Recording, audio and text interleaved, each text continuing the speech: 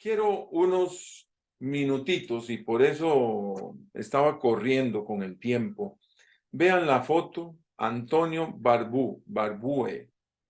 Antonio Barbue, un muchacho, 14 años, ahí está con la cabeza gacha, ¿verdad? Ahí agachado, recibiendo, recibiendo el juicio que los hombres le dieron en la corte. Se le preguntó a los jueces por qué le dieron tantos años a Antonio. Antonio hace un asalto en el cual se lleva a su amiguito y planean los dos, tanto Antonio como su amigo, cómo matar a su bisabuela. Oiga usted. Los dos se ponen de acuerdo, llevan un mazo y un hacha para robarle las joyas y todo el dinero que tenía, $155. ¿Qué le parece? Y entonces le preguntaron a los a los jueces, disculpen, ¿por qué motivo le dieron tantos años a Antonio, 36, y 42 años a su amiguito? Y los dos de 14 años. Y entonces los jueces dicen, por la manera como planificaron todo este atropello, todo el asesinato y el robo. ¡Qué mentes más terribles! Hermanos, estamos viviendo tiempos en los cuales se necesita gente que verdaderamente entren a un arrepentimiento verdadero. Hoy yo quiero que veamos el arrepentimiento en relación con las emociones. Según la foto, yo le haría la pregunta aquí al momento, ¿estará llorando? ¿Se estará lamentando? ¿O simplemente baja la cabeza por vergüenza? Papá y mamá estarían ahí, seguro que sí, ¿verdad? En la corte de los dos muchachos. Qué doloroso, ¿verdad? Qué doloroso y qué increíble. Pero por ese motivo, mis hermanos, estamos haciendo la obra del Señor. Estamos haciendo la obra del Señor, mis hermanos, para proclamar verdaderamente un Salvador que transforma vidas, que busque el arrepentimiento, pero un arrepentimiento verdadero, no solamente de llorar, no de emociones, un arrepentimiento de cambio de vida, no un arrepentimiento de dar una buena cara. Qué terrible. ¿De cuántos años va a salir este muchacho? Si le dieron 36 años, pero los 36 años se lo dieron en forma condicional, libertad condicional. Entonces, este muchacho va a tener 50 años cuando salga, con libertad condicional, que si hace algo en contra de la ley, de una vez entra de nuevo. Muy doloroso, muy doloroso. Recordemos que nuestra vida está en un cambio continuo para bien y debemos escuchar siempre el consejo de Dios. ¿Cómo cuesta? ¿Cómo cuesta los que trabajamos en esto de impartir la palabra de Dios? Luchamos para que la gente escuche el mensaje de Dios y que lleguen a un verdadero cambio de vida. No solamente para un cambio para vivir bien en la sociedad, sino para agradar a Dios y vernos por la eternidad con Cristo Jesús. Somos hijos de Dios. Seguimos en este mundo lleno de maldad, así como acabamos de ver. Y los ataques del diablo cada vez serán más sutiles para que tropecemos en el caminar con Dios. A veces creemos que el ataque del diablo es solamente con adicciones, con drogas o con esos pecados grotescos, como acabamos de ver, ese atropello contra la vida. No, no, no, no, mire, las sutilezas de Satanás muchas veces está dentro de la iglesia, dentro de mi familia, dentro de la soledad cuando estoy con nadie y Satanás trabajando ahí. Es muy sutil el ataque del diablo. Por eso debemos de caminar con Dios y tener vidas de cambio, vidas que reflejen un verdadero arrepentimiento.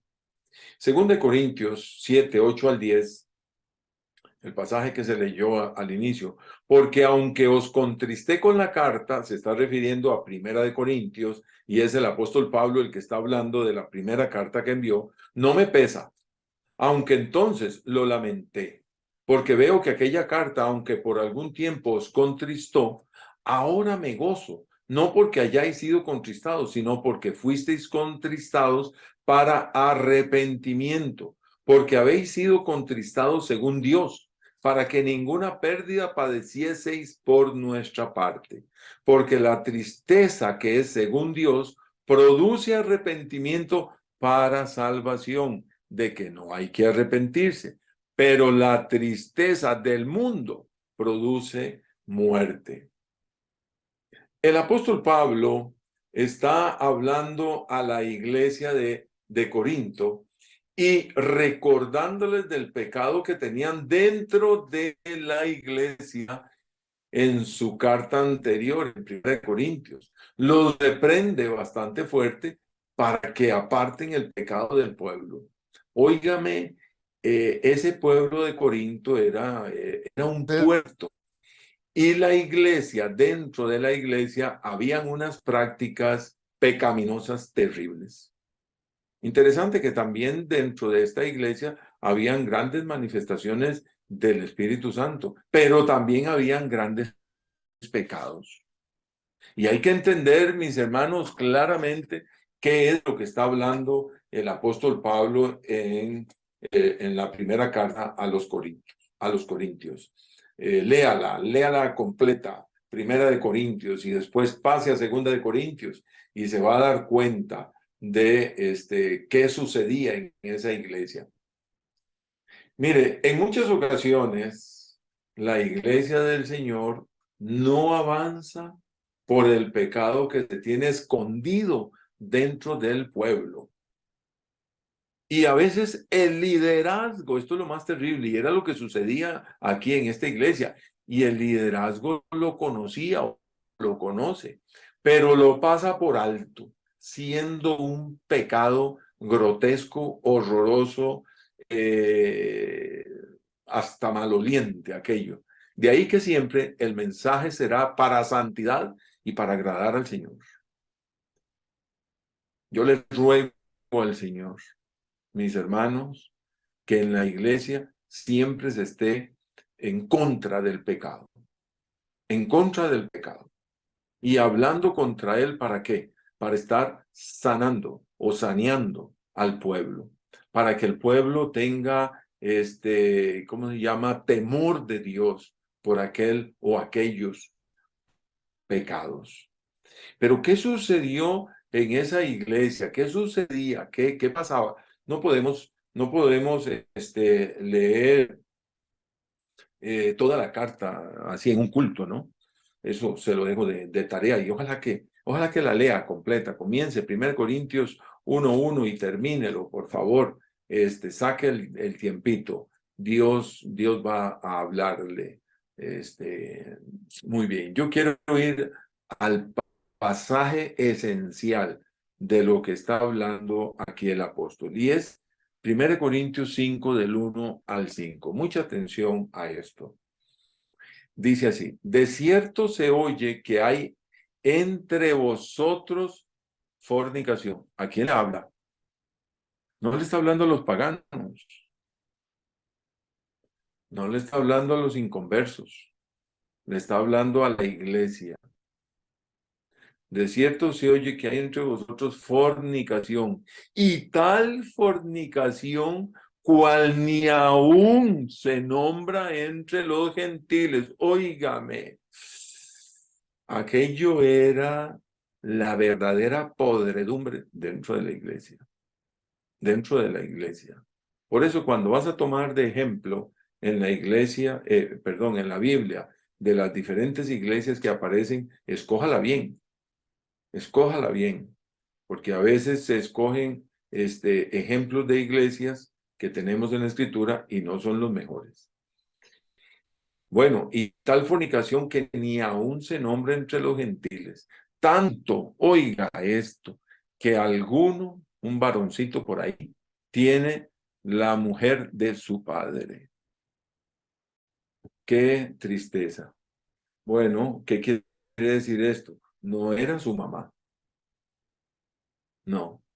Su padre se había casado de nuevo, a lo mejor la primera había muerto, desaparecido, qué sé yo, no se sabe. Él se vuelve a casar y el hijo de él, ¿verdad? Abusó de la esposa de su padre y lo sabían. Eso es lo peor, lo sabían. Y vosotros estáis envanecidos. Voy a estar ahí con el cursor. Y vosotros estáis envanecidos, o sea, aquellos líderes estaban diciendo, qué audaz, Manuelito, Manuelito, qué carga que es, ¿verdad? Un depravado, pero ellos eran también los que estaban cubriendo aquella barbaridad. No debierais, les dice el apóstol Pablo, más bien haberos lamentado para que fuese quitado de en medio de vosotros el que cometió tal acción. Verso 3. Ciertamente yo, como ausente en cuerpo, pero presente en espíritu, ya como presente he juzgado al que tal cosa ha hecho. En el nombre de nuestro Señor Jesucristo, reunidos vosotros y mi espíritu. Por favor, entendamos esto. No es que se le salió el espíritu al apóstol Pablo y lo mandó volando para que llegue ahí, sino especialmente la carta esta misma que les estoy presentándoles lo que yo veo delante de Dios. Por eso le dice, reunidos vosotros y mi espíritu con el poder de nuestro Señor Jesucristo. O sea, tengan la autoridad y llamen a aquel tipo. El tal sea entregado a Satanás, mire, para destrucción de la carne, a fin de que el espíritu sea salvo en el día del Señor. O sea, era una situación, mis hermanos, horrenda, horrenda, de fornicación de parte del muchacho y de adulterio de parte de ella. Y era la mujer, la esposa de su padre. No es buena vuestra jactancia. ¿No sabéis que un poco de levadura leuda toda la masa? Limpiaos, pues, o sea, estaban sucios. La carta va a los líderes, a los pastores de la iglesia, porque ellos sabían. Limpiaos, pues, de la vieja levadura para que seáis nueva masa, sin levadura como sois, porque nuestra Pascua, que es Cristo, ya fue sacrificada por nosotros. Qué cosa más terrible. Cuando yo leo esto, me llama la atención porque yo digo, caramba, ¿hasta dónde podría llegar los pecados dentro de la iglesia? Y la iglesia no camina, no camina. Satanás es el que tiene el dominio. Por eso, mi hermano, mi hermana, busque transformación de vida, busque un arrepentimiento, busque verdaderamente agradar a Dios. Apártese totalmente del pecado. Así es. Esto es lo que hay que hacer, mis hermanos. Esto es lo que hay que hacer. Seguimos. El apóstol les envía esta carta en un tono de enojo, porque habían permitido el pecado dentro de la iglesia y aún así ministraban. Qué desvergonzados. Dios mío, no espere a pecar para buscar de Dios. No, no, no, no. Apartémonos completamente de todo esto y busquemos del Señor, que Dios nos guarde, nos libre, nos proteja, ¿verdad? El equipo pastoral de Corinto, al recibir la reprensión por carta de Pablo, se reunieron, se dieron cuenta del grave error en el que estaban y trataron aquel pecado, el cual implicaba a varios: el ofensor, el muchacho, el hombre, el padre y esposo de la mujer, y óigame, y toda la familia. Y además, todo el liderazgo de la iglesia lo conocía. Parece entonces que el liderazgo actuó y el principal pecador se arrepintió. Pero aquí vemos que varios fueron incluidos. Mi hermano, qué bello cuando el Señor habla y la persona, yo me arrepiento, se arrepiente, o el grupo se arrepiente, o varios se arrepienten, porque a veces hay pecados que están varios involucrados, y en este era uno de esos casos donde varios estaban ahí metidos. La situación debió de haber sido muy compleja, pero hubo un arrepentimiento de todas las partes y la iglesia creció. Terrible, mis hermanos, terrible este caso de Primera de Corintios. Yo a veces pienso, Dios mío, ¿por qué permitiste que estas cosas estuvieran escritas en tu santa palabra?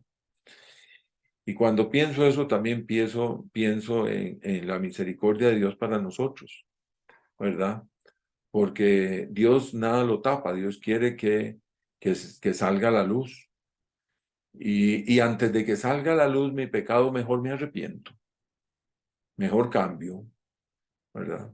Y esto es lo que yo creo, pero estas cosas son demasiado feas. Estar hablando de este pecado, de pecados como los que cometió el rey David, y muchos otros, ¿verdad? Por mencionar uno más. Pero llegan al convencimiento del Señor, se arrepienten delante de Dios. No solo es llorar y no solo es hablar, porque muchas veces se habla, pero no se vive. Bueno, veamos el pasaje con el que estamos nosotros. Y aquí viene el apóstol Pablo, hablando ahora en la segunda carta del tema al cual estamos. 2 Corintios 7:8, porque aunque os contristé con la carta, se está refiriendo a ese tema que acabamos de ver. No me pesa, o sea, no es que estoy abrumado por lo que mandé, no, aunque entonces lo lamenté. O sea, en el momento que mandé todo eso, pues yo sentí lo difícil que era, pero había que hacerlo, porque veo que aquella carta, aunque por algún tiempo, os contristó. Claro que sí. ¿Por qué los contristó? Porque fue desnudado el pecado, no solo del hombre y de la mujer y de esa familia, no, fue un pecado de la iglesia. ¿Ya? Ahora el apóstol les recuerda en esta segunda carta el evento pasado y les da la enseñanza de lo aprendido. Amado hermano, arregle su vida con el Señor. Así. No permita que el pecado verdaderamente te envuelva. Ese es el mensaje que debemos siempre de dar. Y en la iglesia tiene que ser así. ¿Por qué motivo? Porque seguimos en este mundo. Tanto los ataques del diablo, del mundo, de la carne, van a invadir. Y ahí es donde necesitamos caminar con el Señor. De ahí lo importante, mis hermanos, lo importante de los cultos, de la congregación, del reunirse. ¿Por qué? Porque es en la iglesia donde el Espíritu Santo habla. Y el Espíritu Santo revela a la persona, ¿ya? Viene un mensaje y el mensaje puede hacer que esté hablando, por decir algo, que está hablando de escatología bíblica y se está explicando los colores de los caballos del Apocalipsis, el bermejo, el amarillo, el negro, el blanco, todo eso. Y en medio de todo eso, a lo mejor, ¿verdad? En algún pasaje habla y sea fiel, no mienta, el Señor quiere la verdad. Y la persona dice, uy, yo he estado en este tema de mentiras, ¿ya? Todo eso es el Espíritu de Dios guiando en la iglesia. Así lo creo, así lo he visto, así lo leo en la Escritura. Y por ese motivo, lo importante de la iglesia, lo importante de la iglesia.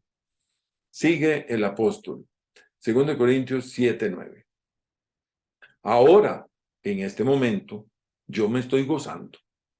Dice, ahora me gozo, no porque hayáis sido contristados. Yo no me gozo ni me estoy burlando de ustedes, porque ustedes estuvieron tristes, estuvieron dolidos, estuvieron avergonzados. Ahora me gozo no porque hayáis sido contristados, sino porque fuisteis contristados, golpeados, quebrados, triturados. Es la palabra que aparece acá. No, sino porque fuisteis contristados para arrepentimiento. Aquella carta los llevó al arrepentimiento, o sea, los llevó al cambio de vida, al cambio de dirección, al cambio de actitud. El apóstol está hablando a toda la iglesia, ¿ya? Sí, porque habéis sido contristados según Dios, para que ninguna pérdida padecieseis por nuestra parte. Ah, qué bien, qué bien. Veamos esto. Contristados para arrepentimiento. Esta es la tristeza que me lleva al arrepentimiento verdadero. Ese contristado es cuando soy triturado, partido, quebrado en mi corazón, en mis emociones, en mi pensamiento. Todas mis emociones son verdaderamente llevadas a ser revelado aquello que cometí. En algunos casos hay mucho lloro, en otros casos no hay lloro. Pero hay un convencimiento claro de que he hecho mal, estoy haciendo mal y verdaderamente debo de cambiar y pido perdón a Dios. Esto es lo que sucede. Esta es la tristeza que me lleva al arrepentimiento verdadero. Mire qué interesante. Recuerden esto.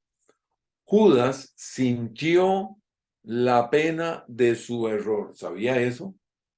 Es más, devolvió las 30 piezas de plata. Les dijo que se arrepentía de lo que había hecho, pero ese no fue un arrepentimiento que lo llevara a la buena relación con Dios. Ah, no, yo me arrepiento, yo no lo vuelvo a hacer. Y vuelve con su esposa o con el esposo. ¿Pero qué fue el asunto? Óigame, fuiste descubierto, ¿sí? Hombre o mujer. Aquí no es cosa de solo para los hombres. Fuiste descubierta. Fuiste descubierto. Te robaste eso, sí. ¿Y ahora? No, yo me arrepiento, bueno. Pero resulta que un mes después vuelve a hacer lo mismo. Quiero que veamos el pasaje. En Mateo 27, 3 al 5, vea este ejemplo. Entonces Judas, el que le había entregado, viendo que era condenado, o sea, devolvió arrepentido las 30 piezas de plata a los principales sacerdotes y a los ancianos. Sí, o sea, hiciste mal. Sí, pero es que esa no era la forma, ¿verdad? Diciendo, yo he pecado entregando sangre inocente, mas ellos dijeron, ¿qué nos importa a nosotros? Allá tú. Y arrojando las piezas de plata en el templo, salió y fue y se ahorcó. Oiga, qué manera, ¿ah? Entonces, hay arrepentimientos, mis hermanos, que es porque fueron descubiertos, ¿sí? Y algunos lloran y pasan al frente, ajá, y están en la corte, avergonzados porque se dieron cuenta de lo que yo hice. Pero si no lo hubieran descubierto, se queda callado. Entonces, existen dos arrepentimientos claros. ¿Cuál es el mío? ¿Cuál es el que voy a practicar? Mire, Judas fue descubierto. Judas sintió remordimiento. Sí. Judas sintió vergüenza. Probablemente lloraba su pena por verse condenado. Sí, porque lo descubren.